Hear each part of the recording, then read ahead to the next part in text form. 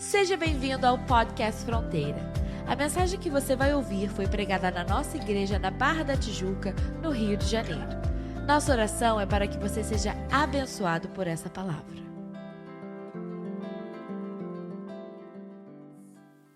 Quando eu olho para a cruz, quando a gente olha para a cruz, quando a humanidade hoje olha para a cruz, lembra de Jesus, lembra de amor, fala de fé.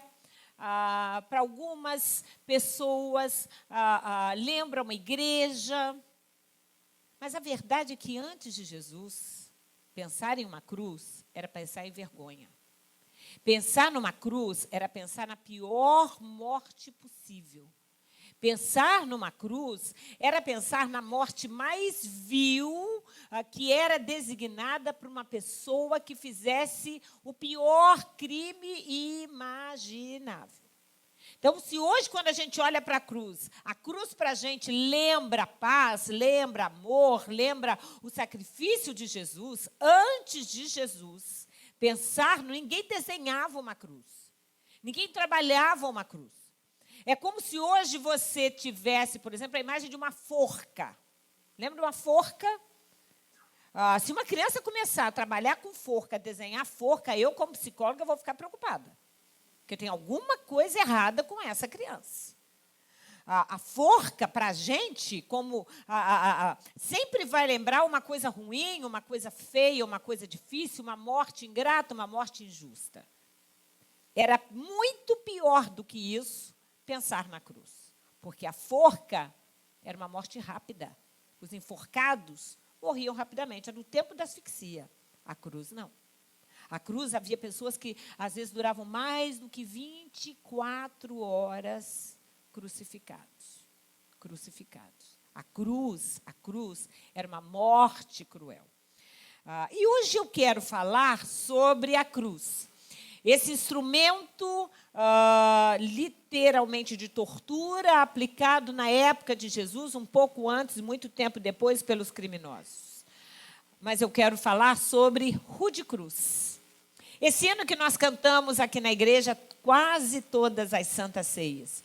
Esse hino que foi escrito em 1913 por um americano. E que literalmente o mundo inteiro evangélico conhece a sua melodia. Rude Cruz se erigiu. E nós cantamos: sim, eu amo a mensagem da cruz, até morrer eu a vou proclamar. Levarei eu também minha cruz, até por uma coroa.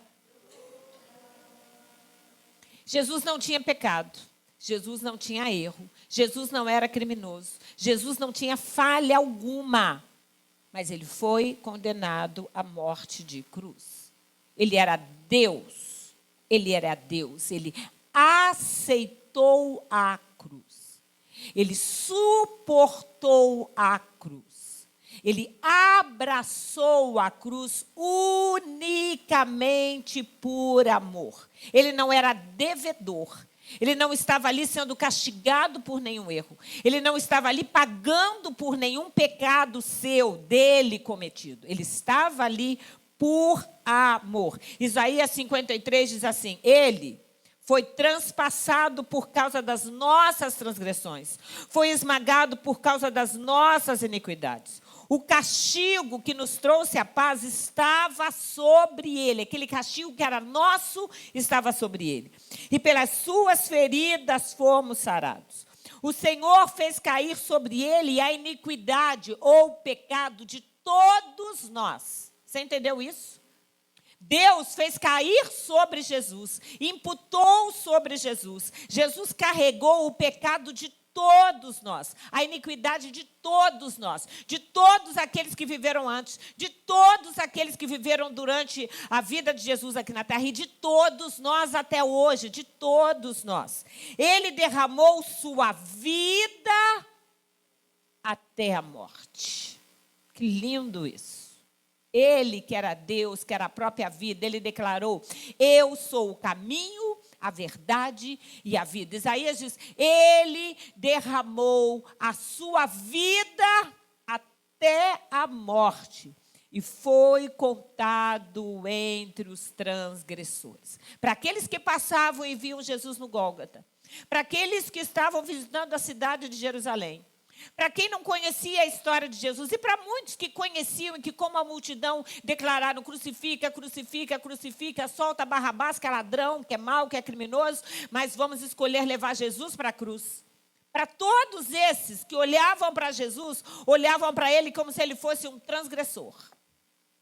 Olhavam para a cruz dizendo, ali vai mais um maldito, que era assim que era chamado, maldito, aquele que carrega maldição. Olhavam para Jesus como se ele fosse um maldito, como se ele fosse uma vergonha.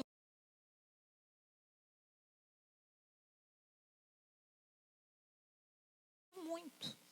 Uma vergonha, a escória, um transgressor. Porque quem passava por ele via como transgressor. Essa era a cruz. Essa é a cruz. Essa é a mensagem da cruz. A mensagem da cruz de um Deus que se fez carne, que habitou entre nós e que decidiu, por amor a mim e a você, se entregar no nosso lugar. Porque se eu, Elaine, tivesse morrido, por amor a vocês e a mim, de nada vai adiantar. Jesus nunca pecou, nunca errou. Nem quando criança, nem quando adolescente, nem aos 30, nem aos 32, nem aos 33, nunca pecou. 100% homem, com a tendência ao pecado, mas resistiu ao pecado. 100% Deus, aquele que curava, aquele que revelava, aquele que era Senhor sobre todas as coisas, aquele que andou sobre o mar, aquele que ressuscitou mortos, mas que se submeteu à morte mais humilhante da sua época, que foi a morte de cruz. Mas vamos ao hino. Nós cantamos. Rude cruz se erigiu. Erigir significa levantar, erguer. Rude cruz se erigiu. Uma rude cruz. Ninguém pensa que a cruz de Jesus era bonita, assim, estilizada, branquinha, ou de metal, ou, quem sabe, uma cruz diferente. Uma cruz rude. Uma cruz simples. Uma cruz de madeira, como nós cantamos aqui, madeiro lavrado. Uma cruz simples. Um patíbulo com o seu tronco, o T em cima, mas que já tinha sido usada para outras pessoas. Não era uma cruz nova, não era uma cruz diferente, era uma cruz. Era uma cruz. Uma cruz que as pessoas tinham pavor, uma cruz que ninguém queria para si, uma cruz que ninguém desenhava, queria em casa ou estampava roupa. Era a cruz. Falava de transgressão. Falava de abominações, falava de coisas erradas, uma rude cruz que se levantou. E é muito lindo, porque lá no Velho Testamento nós temos uma história. Está lá no Números, do capítulo 21. De uma época em que o povo começou a reclamar para Moisés, dizendo, por que você nos trouxe para cá? Antes a gente tivesse ficado no Egito. O que a gente está fazendo nesse deserto? E chega uma hora que Moisés fica irado com o povo. Deus mais irado ainda. E a Bíblia diz que Deus manda serpentes venenosas que morderam o povo. E o povo começou a morrer. E aí chega uma hora que Moisés vai orar diante de Deus, e Deus diz, então, faça uma serpente de bronze, coloque ela sobre um poste, sobre uma haste, e quando uma pessoa for mordida, ao olhar para a serpente, não verá a morte, mas será curada. E Moisés, então, levanta aquela serpente. E Jesus usa exatamente esse fato, porque isso fala de um fato que aponta para Jesus. E ele mesmo, lá em João 3, 14 e 15, ele diz assim, da mesma forma como Moisés levantou a serpente no deserto, assim também é necessário que o Filho do Homem seja levantado, para que todo aquele que nele crer tenha vida eterna. Jesus foi levantado no Gólgota, para que todo aquele que nele crer tenha vida eterna. eterna. Ele mesmo diz em João 12, eu, quando for levantado da terra, atrairei todos a mim. E a Bíblia diz, ele falava isso a respeito da morte que ele teria. Então ele estava dizendo, eu, quando for levantado da terra. Aos pés da cruz estavam Maria, estavam algumas amigas, estava João, um povo curioso observando. E aí, muita gente pode pensar, mas como ia trair a todos? Era mais um. Os discípulos fugidos, escondidos, o povo que tinha sido curado, tinha mandado crucificar Jesus, depois foram para curtir as suas vidas, e muita gente podia pensar, como todos atrairei a mim? Mas a mensagem da cruz, a simbologia da cruz, a cruz vazia de um Deus que morreu, mas ressuscitou, chegou para nós hoje em 2023. Porque ele foi levantado de rude cruz se erigiu. Dela o dia fugiu como emblema de vergonha e dor. A Bíblia diz que Jesus foi prego ou pregado na cruz, foi levantado às 9h da manhã. É o período em que ele mais fala, que ele mais consegue dizer algumas palavras. Quando deu meio-dia. A Bíblia diz isso lá em Mateus 27, e houve trevas, não está falando de escuridão, trevas, completamente um breu sobre toda a terra, do meio-dia às 3h da tarde. Você entendeu isso? Jesus ficou na cruz de 9 da manhã às 3h da tarde. De 9 ao meio-dia, o tempo estava claro. Meio-dia, houve trevas. 3 horas de trevas. Por isso que nós falamos aqui, cantamos, dela o dia fugiu, como emblema de vergonha e dor. Isaías 53 diz, certamente ele tomou sobre si as nossas enfermidades, sobre si levou as nossas doenças, contudo, nós o consideramos castigado por Deus atingido e afligido. Quem passava dizia, ele dizia que era filho de Deus, como pode ser filho de Deus? Ele está sendo castigado por Deus, ele está sendo afligido por Deus, ele está sendo agora vituperado mesmo. Deus está mostrando para todo mundo quem ele era. Jesus sabia disso tudo. Nós o tínhamos como afligido. A humanidade olhava para ele como um coitadinho.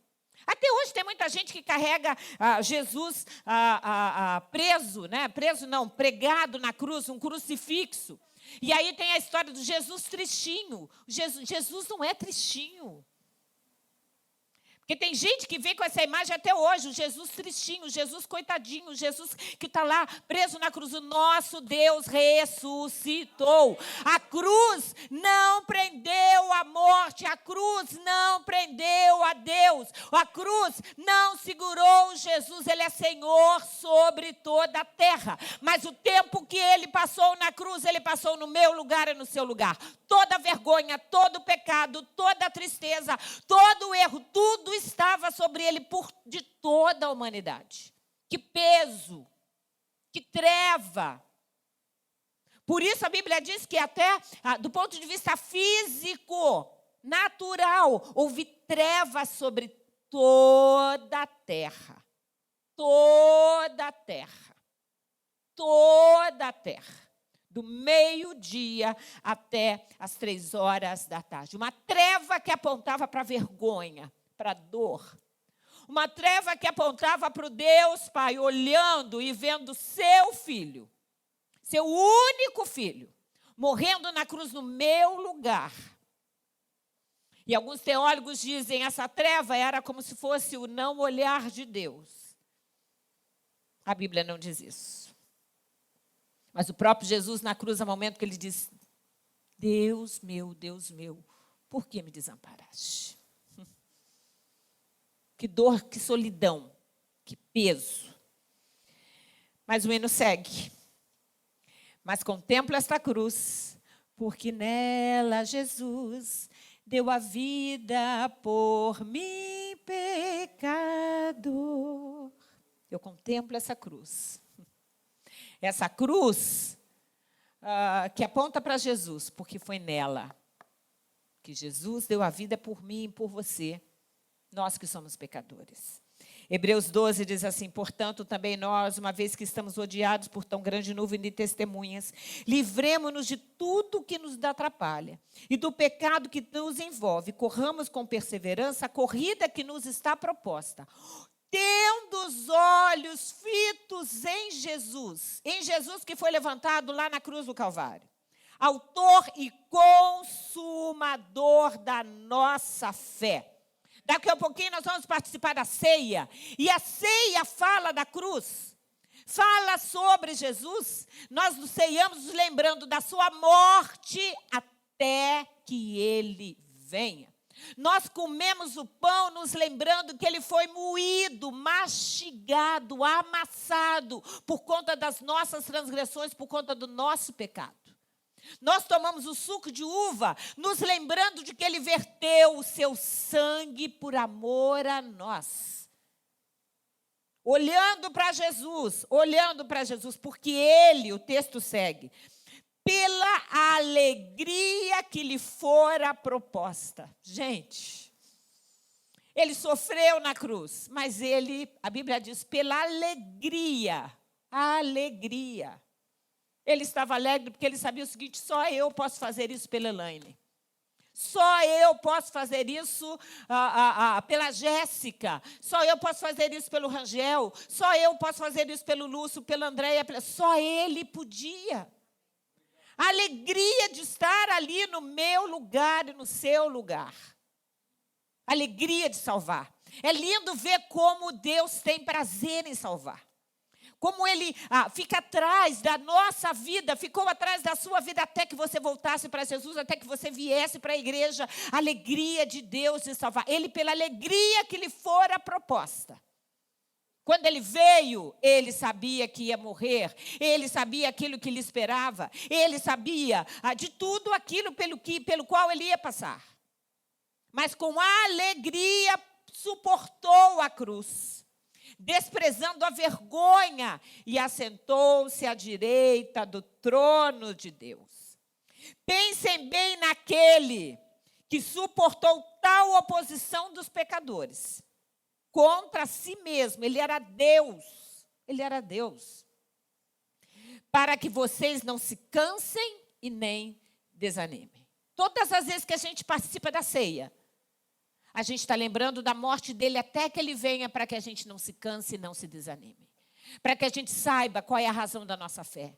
Para que a gente saiba do grande amor de Deus por nós. Para que a gente saiba como ele é bom. É preciso lembrar da cruz diariamente. Todos os dias pense na cruz. Não estou dizendo que você tem que ter uma cruz no seu quarto, você não precisa disso. Você não tem que ter uma cruz tatuada no seu corpo, não precisa disso. Nosso corpo é templo do Espírito Santo. A cruz tem que estar constantemente nos lembrando de que eu é que merecia estar ali, mas ele tomou o meu lugar. Na luta contra o pecado, vocês ainda não resistiram até o ponto de derramar o próprio sangue. Na luta diária contra o pecado que todos nós temos, nós precisamos resistir. Porque nós não chegamos ainda até o ponto de ter que derramar o próprio sangue, como foi o caso de Jesus Cristo, sem pecado. Olhe para a cruz. Lembre da cruz. Diariamente. A música segue dizendo: desde a glória dos céus, o Cordeiro de Deus, ao Calvário humilhante baixou. Filipenses 2 diz assim: seja a atitude de vocês a mesma de Cristo Jesus, que, embora sendo Deus, não considerou que o ser igual a Deus era algo que ele devia se apegar, mas esvaziou-se a si mesmo. Deus, que era glória, que era Senhor sobre todas as coisas, Jesus se esvazia de toda a sua glória, vindo a ser servo, tornando-se semelhante aos homens. E sendo encontrado em forma humana, humilhou-se a si mesmo e foi obediente até a morte, e morte de cruz. Está falando de Jesus que era Senhor sobre todas as coisas, mas que se esvaziou, deixou o seu trono de glória, abriu mão da sua majestade, abriu mão do seu poderio, abriu mão de tudo que ele é e era e sempre será, para se tornar um vil mortal, para se tornar uma pessoa como nós, com fome, com sede, com gente falando besteira, a calúnia, traição, a dificuldade de lidar, exatamente como nós. Deixou o seu trono de glória, foi obediente a Deus, fiel até a morte e morte de cruz. Se Deus se esvaziou, por que às vezes nós somos tão orgulhosos? Se Jesus tomou a forma humana, porque às vezes as pessoas têm tanta dificuldade de entender que Ele é o caminho para o céu. As pessoas querem o céu. As pessoas querem a vida eterna. Mas muita gente pensa que, por que tanta complicação? Por que tem que ir para a igreja? Por que tem que ler a Bíblia? Por que eu tenho que deixar o pecado? Por que eu tenho que deixar o mundo? Por que eu tenho que ter uma vida certa? Olha o que Jesus passou. A gente não quer deixar um vício? Jesus deixou toda a sua majestade. A gente não quer deixar o amigos? Jesus deixou anjos e tronos e poderios e potestades, tudo aos seus pés. Há um preço. A cruz fala de um preço a ser pago. A cruz fala de algo que a gente precisa olhar e entender. Se ele se esvaziou, eu preciso me esvaziar de mim mesmo. Eu preciso me esvaziar do meu orgulho, da minha prepotência, da minha altivez, de achar que eu sou o centro do universo, que nós não somos. Nós não somos. A música segue. Essa cruz tem para mim atrativo sem fim, porque nela Jesus me salvou. Salvação não é um direito. Quem somos nós? Nós não temos o direito à salvação, não. Salvação é uma graça imerecida de Deus. Ele nos deu na cruz do Calvário. Ele nos ofertou na cruz do Calvário. Gratuitamente, por amor. Por amor. Eu não mereço. Eu nunca mereci. Nós nunca merecemos. Mas foi por amor. Nós cantamos aqui. O meu Salvador a cruz carregou, o mais alto preço Ele pagou. Me deu salvação, hoje livre eu sou. O Calvário tudo pagou. Calvário, o Calvário tudo pagou. Meu pecado e dor consigo levou. Ó, louvo aquele que me resgatou. O Calvário tudo pagou. O Calvário.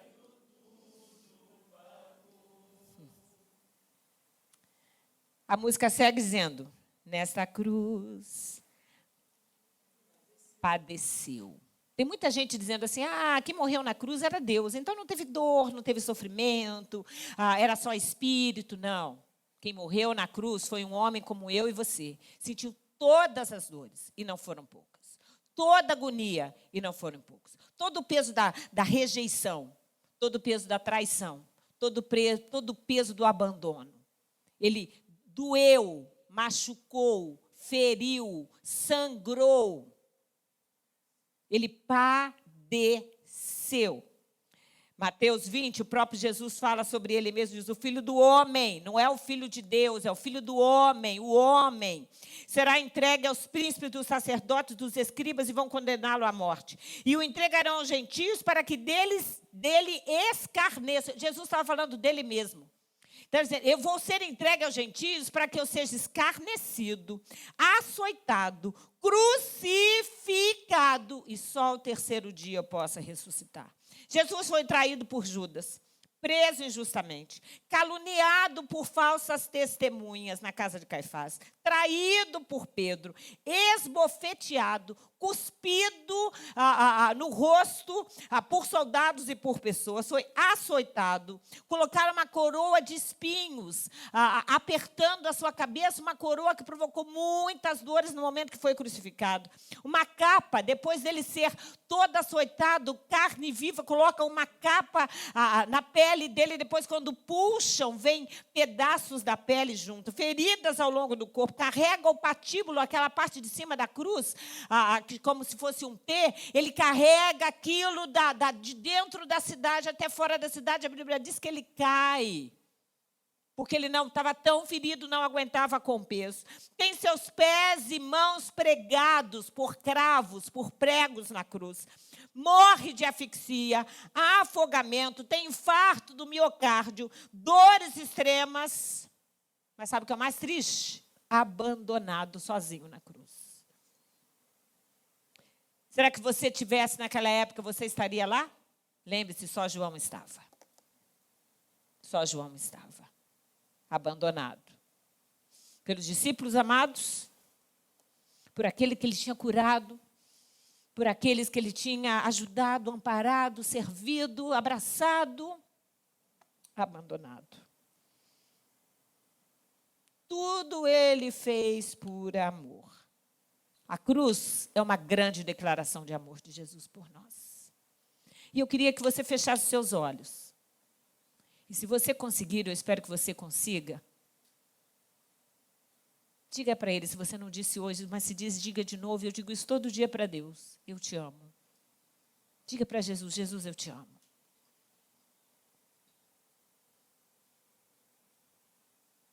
A cruz fala de amor. É uma declaração de amor. Todas as vezes que você olhar para a cruz, lembra-se, ele está dizendo para você, eu te amo. Olha para a cruz como se fosse ele mesmo de braços abertos para você. Dizendo, eu te amo.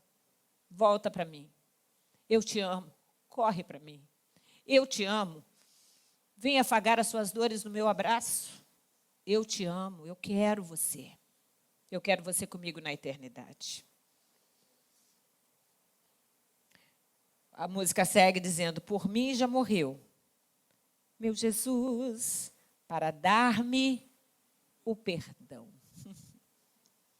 2 Pedro diz assim, Cristo sofreu no lugar de vocês, deixando-lhes exemplo, para que sigam seus passos. Ele não cometeu pecado algum e nenhum engano foi encontrado na sua boca. Quando insultado, não revidava. Quando sofria, não fazia ameaças. Gente, era só ele dizer não.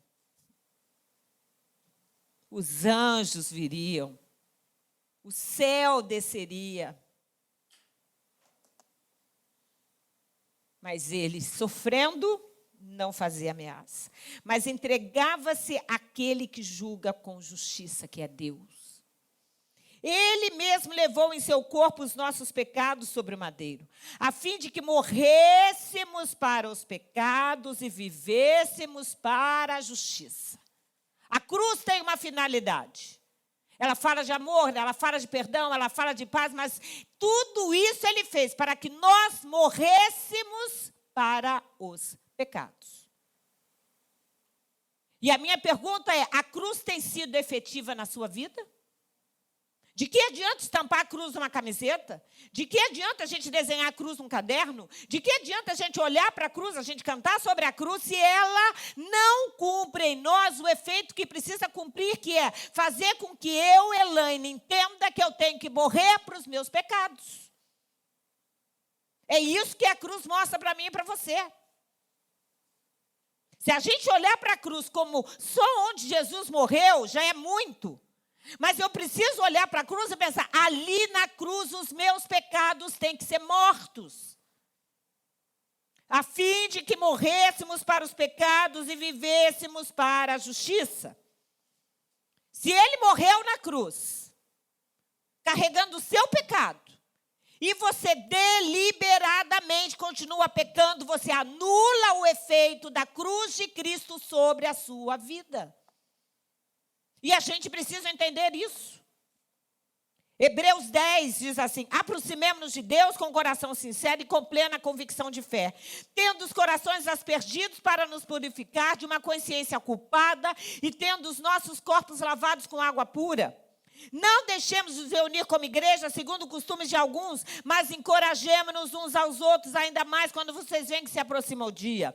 Se continuarmos a pecar deliberadamente, isso é, conscientemente, com vontade, com desejo, com a metodologia, sabendo que vai pecar, programando o pecado, se preparando para o pecado, organizando o pecado, se continuarmos a pecar deliberadamente, isso é, com vontade, com convicção, com uma determinação prévia, depois que recebemos o conhecimento da verdade, já não resta sacrifício pelos pecados.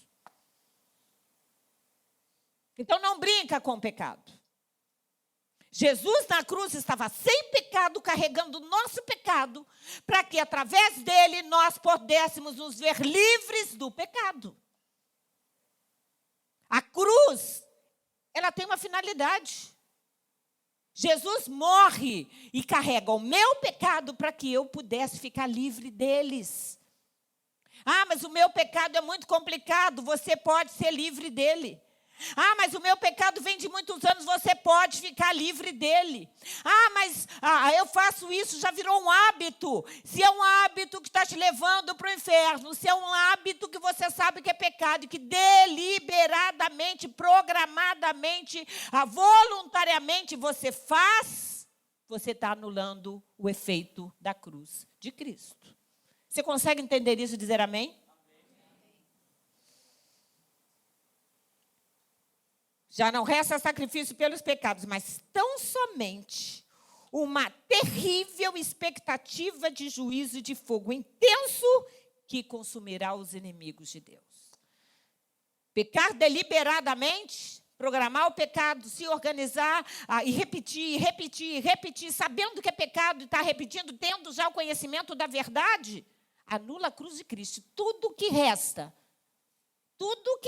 a Bíblia diz, é a expectativa, a concretização de um fogo intenso, inferno, que vai consumir os inimigos de Deus. Mas a música segue. Eu me alegro na cruz. Quem aqui se alegra na cruz? Gálatas 6, Paulo diz assim: quanto a mim, que eu jamais me glorie, a não ser na cruz de nosso Senhor Jesus Cristo, por qual o mundo foi crucificado para mim e eu para o mundo. Ele diz, olha, quanto a mim, que eu não me glorie, algumas traduções, que eu não me alegre a não ser na cruz. Porque eu sei que lá Jesus foi crucificado por mim.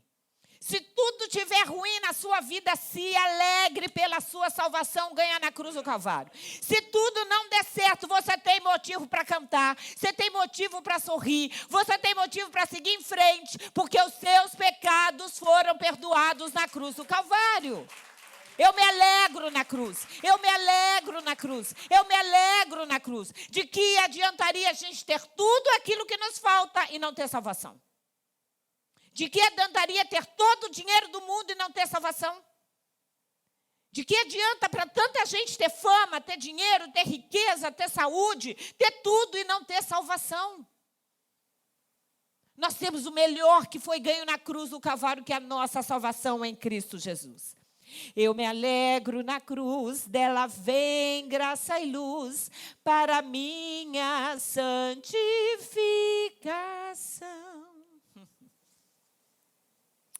Gálatas 2 diz, fui crucificado com Cristo.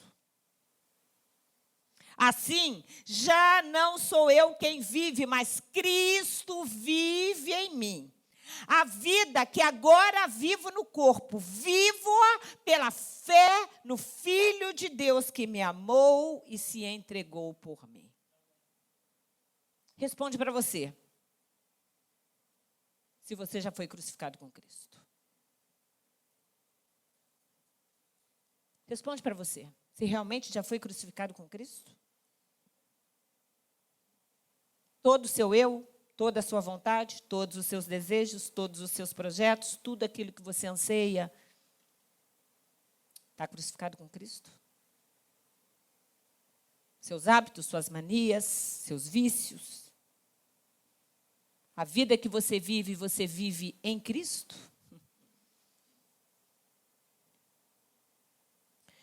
Romanos 12, Paulo diz assim, Deus não nos destinou para a ira, mas para recebermos a salvação por meio do nosso Senhor e Salvador Jesus Cristo. Ele morreu por nós para que, quer estejamos acordados, quer dormindo, vivamos unidos a Ele. Estejamos acordados ou dormindo quer estejamos vivos aqui, ou já cheguemos nos céus, nós estejamos unidos para Ele para todo sempre. Que o próprio Deus de paz o santifique inteiramente, que todo espírito, alma e corpo de vocês seja conservado irrepreensível na vinda de nosso Senhor Jesus Cristo. Eu tenho que crucificar espírito, alma e corpo. E eles têm que ser irrepreensíveis. Isto é estar crucificado com Cristo. A música segue.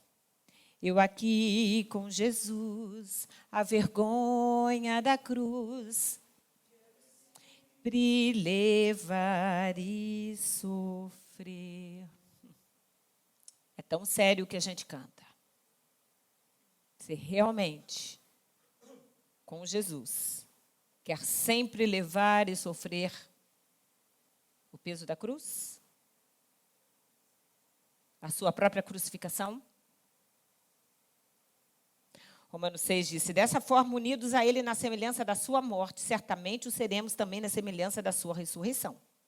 Pois sabemos que o nosso velho homem foi crucificado com Ele, para que o corpo do pecado seja destruído e não mais sejamos escravos do pecado. Nós não cantamos aqui? Eu não sou mais escravo do medo, eu sou filho de Deus. A Bíblia diz, olha, o nosso velho homem tem que estar crucificado com Jesus, para que o nosso corpo do pecado, toda a tendência pecaminosa, esse corpo humano, que tem uma tendência a ser carnal, que tem uma tendência para o erro, que tem uma tendência à transgressão, que tem uma tendência para a desobediência, que tem uma tendência para a fofoca, que tem uma tendência para a mentira, que tem uma tendência para olhar o que não precisa ser visto, para falar o que não precisa ser falado, para sentir o que não precisa ser sentido, para que esse corpo do pecado seja destruído. Destruído. É por isso que Paulo tem uma outra passagem que diz, eu mesmo esmago o meu corpo, machuco o meu corpo. O nosso corpo humano, a nossa tendência humana tem que ser destruída. Porque nós não somos, como Paulo escreve aos Romanos, capítulo 8, nós não somos carnais, nós somos espírito. Vivemos aqui. Estamos com todos os sentidos, sentimos todas as coisas, dá um beliscão em você mesmo, você vai sentir, sentimos, temos um corpo que funciona, mas que tem que estar destruído.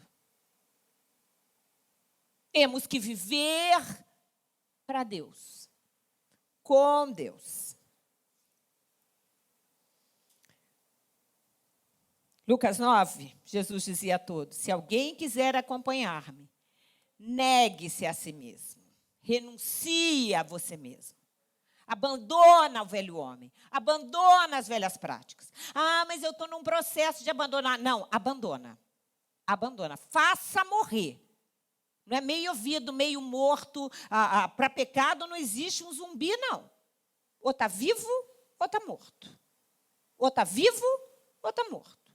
Não tem um processo de morrer, tem que morrer. Tem que crucificar, tem que deixar, tem que renunciar.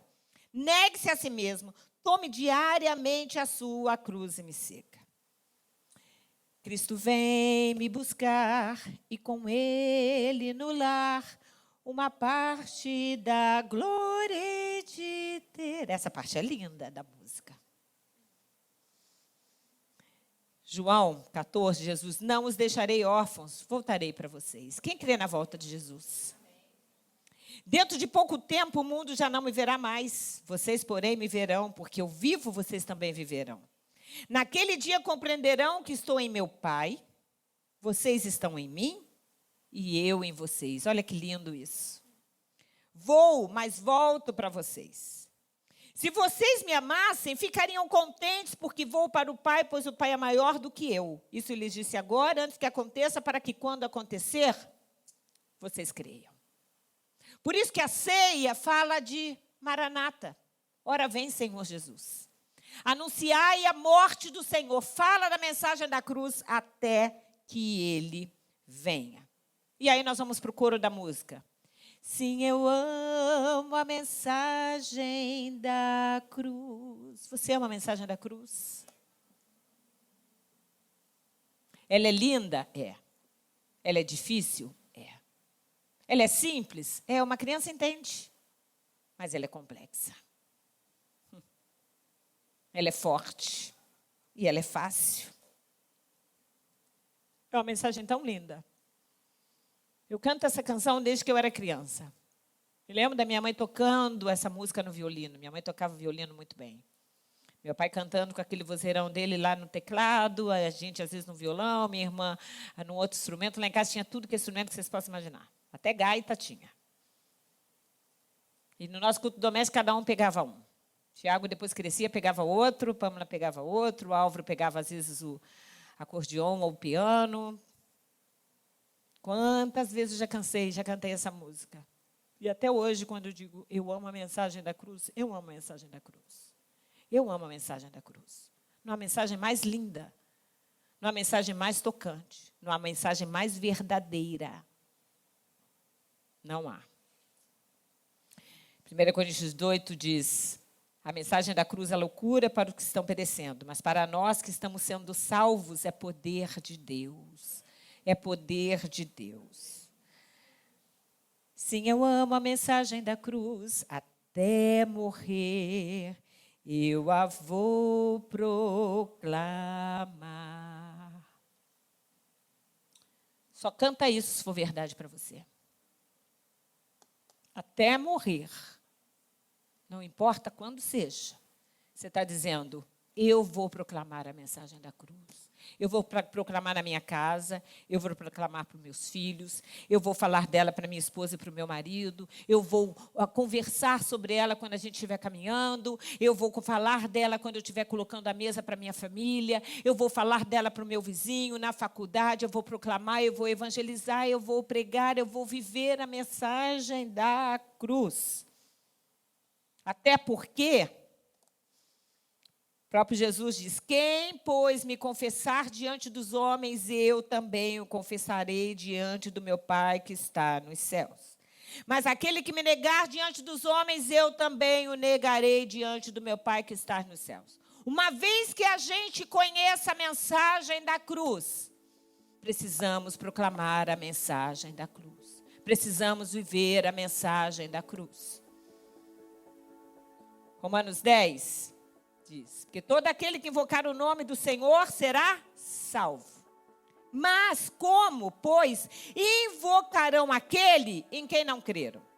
E como crerão naquele de quem não ouviram falar? E como ouvirão se não houver quem pregue? E como pregarão se não forem enviados?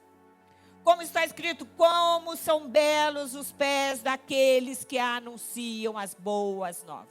Nós somos aqueles que precisamos pregar. Todos nós recebemos o ID de Jesus. Todos nós somos enviados. Tem gente que é enviado para um outro país. Mas você é enviado, quando você sair daqui, você vai ser enviado para a sua casa. Para a sua família. Para a sua parentela. Amanhã você vai estar sendo enviado para o seu trabalho. Para a sua faculdade, para o seu colégio, para a sua vizinhança, lá para o mercado, lá para o mall, não importa. Nós somos enviados que vamos proclamar a mensagem da cruz. Levarei eu também minha cruz, até por uma coroa. Quando é que nós vamos trocar a mensagem da cruz ou a nossa cruz pela coroa? Quando chegarmos nos céus. Venho em breve. Retenha o que você tem, para que ninguém tome a sua coroa. Guarda o que você tem. Guarda a sua salvação acima de todas as coisas. Farei do vencedor uma coluna no santuário do meu Deus. Você pode levantar a mão e dizer assim: eu quero ser esse vencedor? Então é para você essa palavra.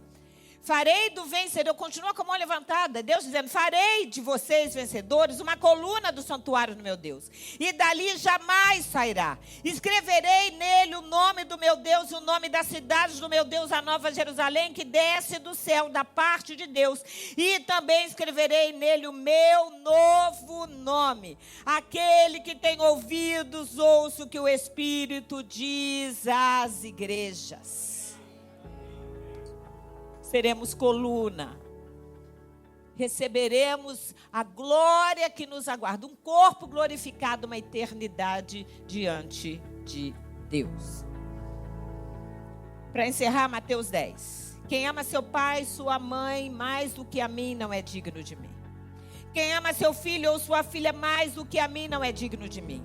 E quem não toma a sua cruz e não me segue, não é digno de mim.